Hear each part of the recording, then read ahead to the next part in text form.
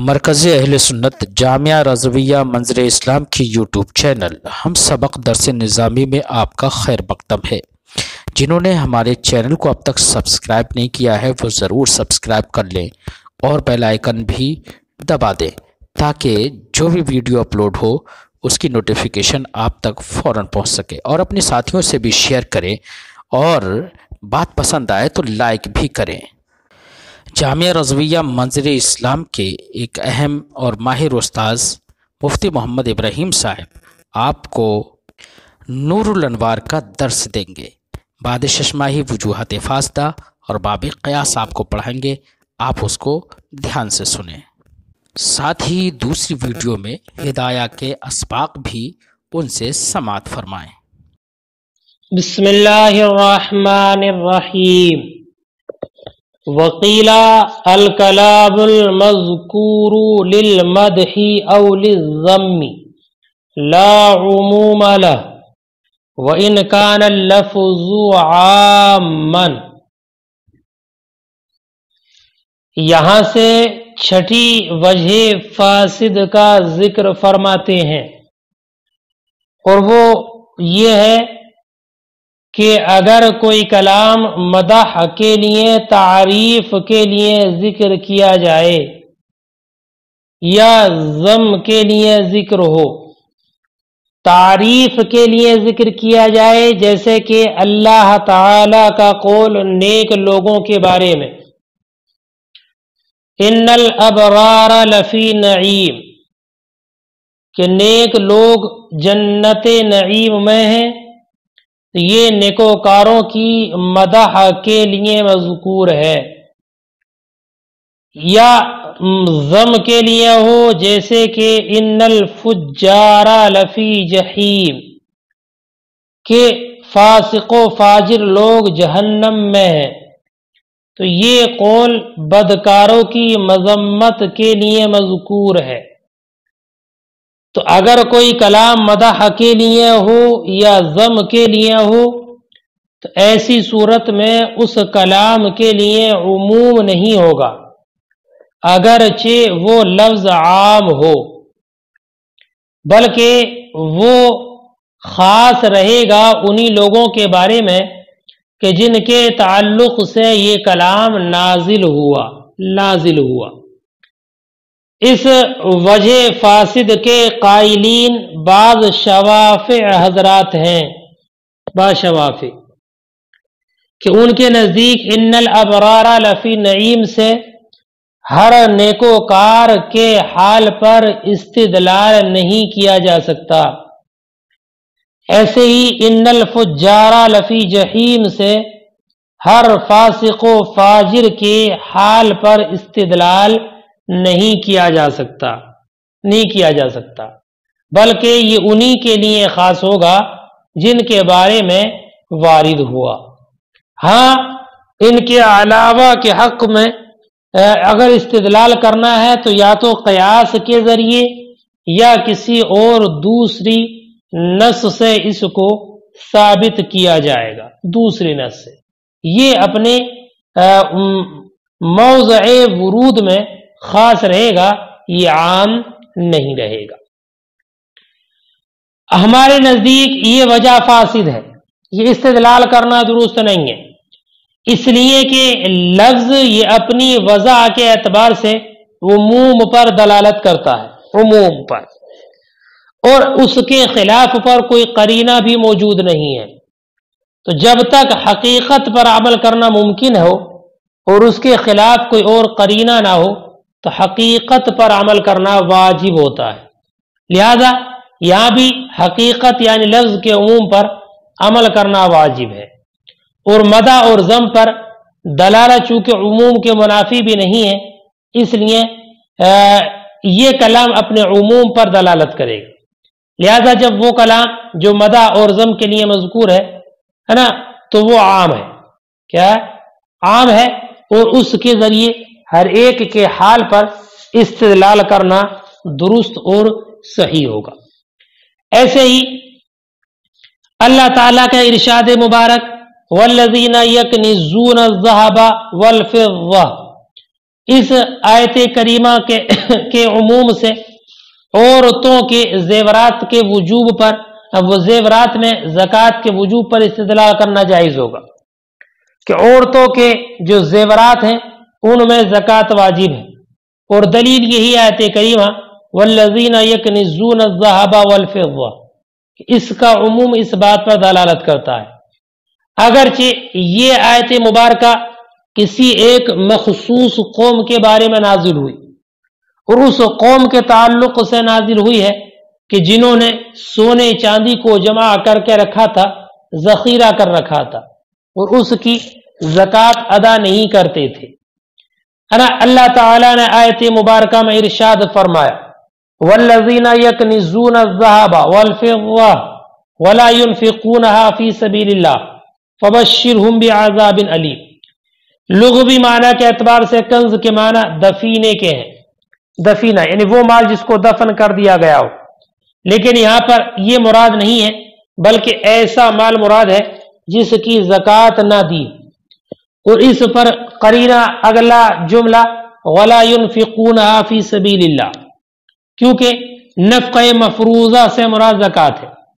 और वईद जो जिक्र की गई है फ़बश्शिरहुम बिअज़ाबिन अलीम, ये उस माल मदफून पर नहीं है बल्कि उस माल पर वईद है जिसकी ज़कात ना दी गई हो, चाहे तो वो मदफून हो या मदफून ना हो। और रहा अल्लज़ीना का इस्तेमाल, अल्लज़ीना का इस्तेमाल तो इसका इस्तेमाल तग़लीबन है, तग़लीबन यानी वल्लज़ीना यकनिज़ून अज़्ज़हब, तो ये गलबा के तौर पर इसका इस्तेमाल है। इसलिए हमारे नज़दीक ये वजह फासिद है और इसके ज़रिए इस्तिदलाल किया जा सकता है दूसरों पर भी, ये आम होगा, है ना, ये उनके साथ खास नहीं होगा।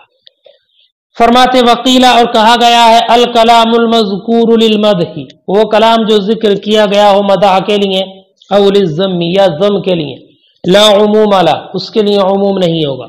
व इन कान लफ्ज़ु आमन, अगरचे लफ्ज़ आम हो, व हाज़ा हुवल वजह सादिस मिनल वजूहिल फासिदा, ये वजूह फासिदा में से छठी वजह फासिद है। फला यकून इंदहु, तो उन बाशवाफ़े के नज़दीक नहीं होगा अल्लाह ताला का इरशाद इन्नल अबरार लफ़ी नईम और इन्नल फुज्जार लफ़ी जहीम, मिम्मा उसमें से युस्तदल्लु बिही अला हाली कुल्ली बिर्रिन व फाजिर, कि जिसके जरिए इस्तिदलाल किया जा सके हर नेक और फाजिर के हाल पर। बल अला मन नज़ल फ़ी हक़्क़िहिम फ़क़त, बल्कि सिर्फ उनके बारे में होगा जिनके हक में ये नाजिल हुआ। वल बाक़ी युक़ासु अलैहि, और बाकी को इन्हीं पर क़यास किया जाएगा। औ यसबुत बिनस्सिन आख़र, या दूसरे नस उनका सबूत होगा। व इंदना हाज़ा फासिद, और हमारे नज़दीक ये फासिद है लिअन्नल लफ़्ज़ा दालुन अलल उमूम, इसलिए कि लफ्ज़ दलालत करता उमूम पर। फला युनाफ़ीही दलालतुहु अलल मदही वज़्ज़म ऐज़ा, तो उसका ज़म और मदह पर दलालत करना ये उमूम के मुनाफी नहीं होगा। फ़हीन इज़िन, तो इस वक्त में ये जूज़ू, ये बाजाइज़ है अन यतमस्सक बिउमूमी क़ौलिही, के दलील पेश की जाए अल्लाह ताला के इरशाद के उमूम से वल्लज़ीना यकनिज़ून अज़्ज़हबा वल फिद्दा अलाया अला वुजूब ज़कात, किस पर दलील पेश हो, ज़कात के वजूब पर औरतों के ज़ेवरात में। व इन काना वारिदुन फ़ी कौम मख़सूस, अगरचे ये इरशाद वारिद है एक मख़सूस कौम के बारे में, कनज़ू अज़्ज़हबा वल फिद्दा, कि जिन्होंने सोने चांदी का ज़ख़ीरा कर रखा था। व यकूनु इतलाक़ु सीग़तिल मुज़क्कर आनी अल्लज़ीना अलैहिन्न तग़लीबन, और होगा सीग़े मुज़क्कर के इतलाक़ यानी अल्लज़ीना का इतलाक़ औरतों पर तग़लीबन, कमा हर्ररतुहु फ़ी तफ़सीरिल अहमदी, जैसे कि मैंने इसको तफ़सीर अहमदी में बयान कर दिया है। छठी वजह फासिद मुकम्मल हुई।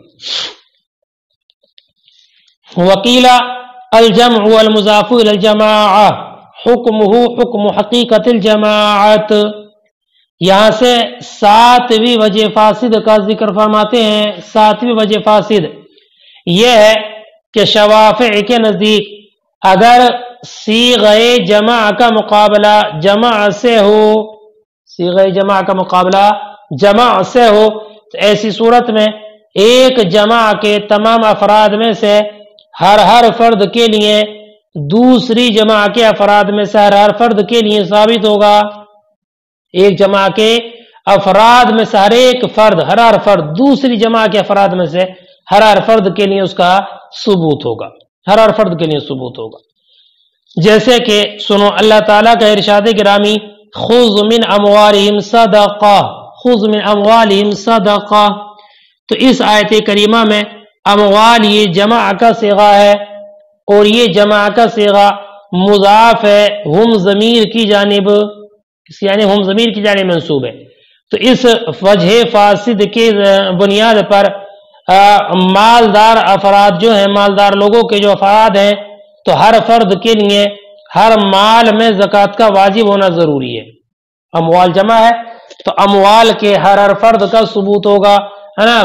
गनी के हर फर्द के लिए, लिहाजा गनी के जितने भी अफराद हैं उनमें से हर एक के लिए हर माल में ज़कात वाजिब होगी, चाहे तो वो माल नुकूद हो, चाहे वो माल सामान की कबील से हो, चाहे वो माल जानवर वगैरह हो।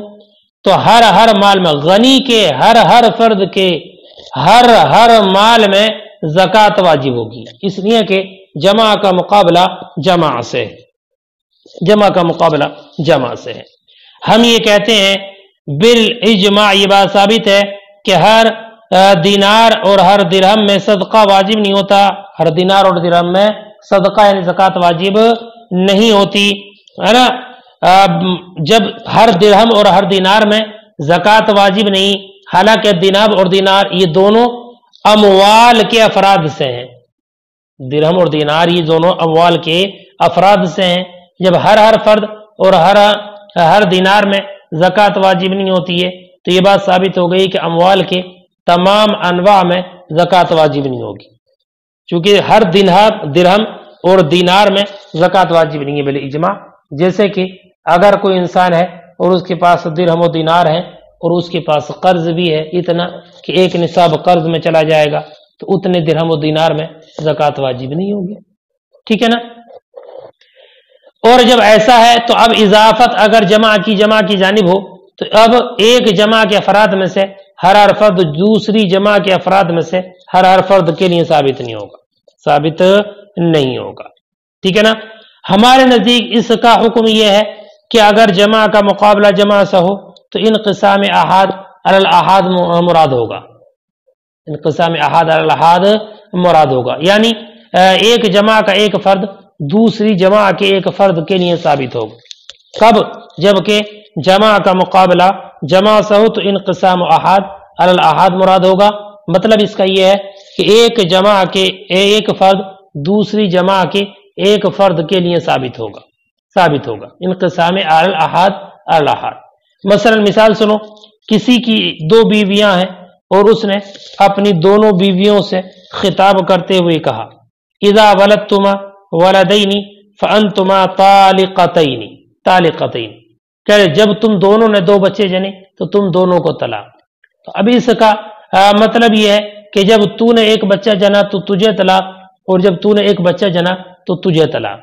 तो यहां पर उसने दोनों ने एक एक बच्चा जना तो चूंकि शर्त पाली गई, इसलिए शर्त पाने की वजह से जो जजा थी वो मुतहक्कक हो जाएगी और तलाक का वुकू हो जाएगा और उसका हुक्म लगा दिया जाएगा।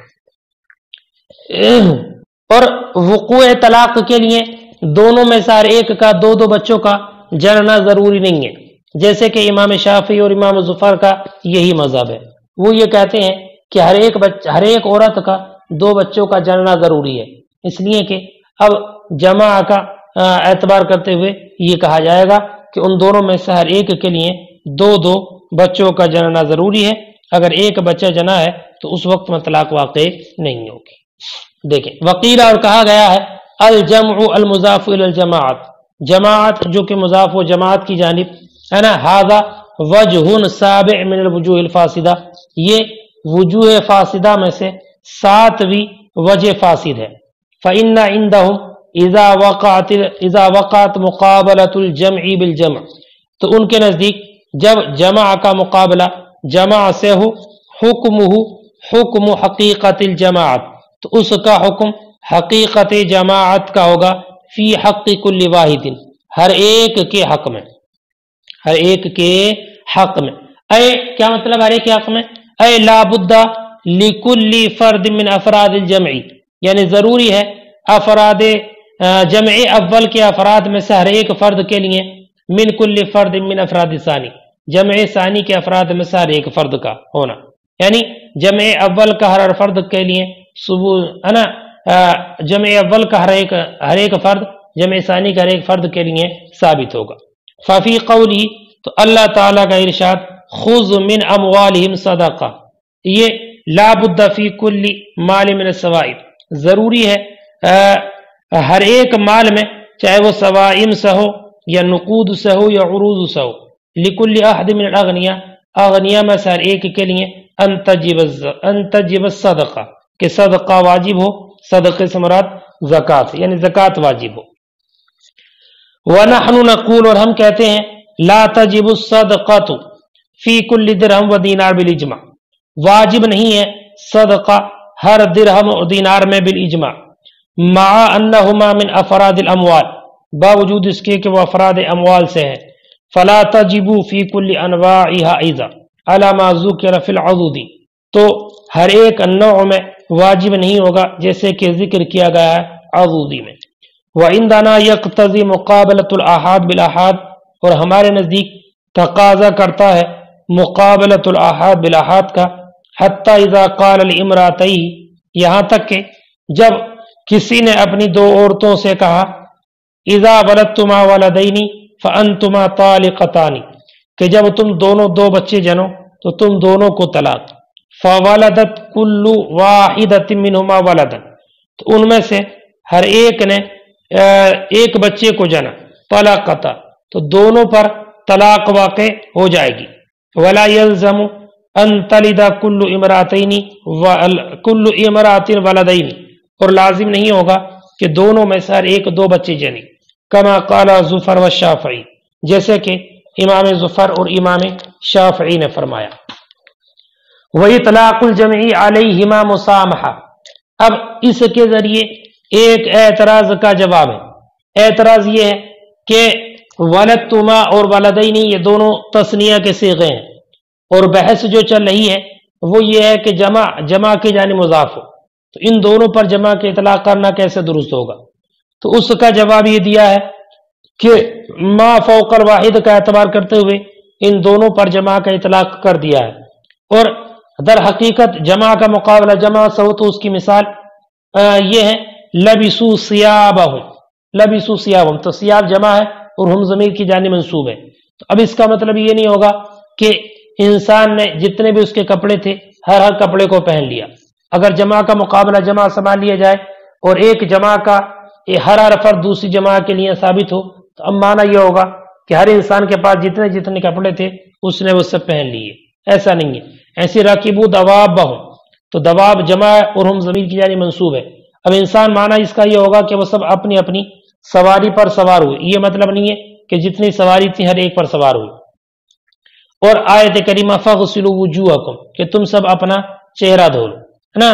تو اسی انقسام احاد الاحاد کی وجہ سے یہ کہا گیا ہے کہ فاغسلوا وجوہکم اور ایدیکم وغیرہ میں ایک ایک ہاتھ اور ایک ایک پیر کا دھونا یہ عبارت النص سے ثابت ہے. یعنی فاغسلوا ایدیکم، ایدیکم اور ارجلکم میں ایک ہاتھ اور ایک پیر کا دھونا عبارت النص سے ثابت ہے، اور دوسرے ہاتھ دوسرے پیر کا دھونا یہ دلالت النص سے، یہ اجماع سے ثابت ہے.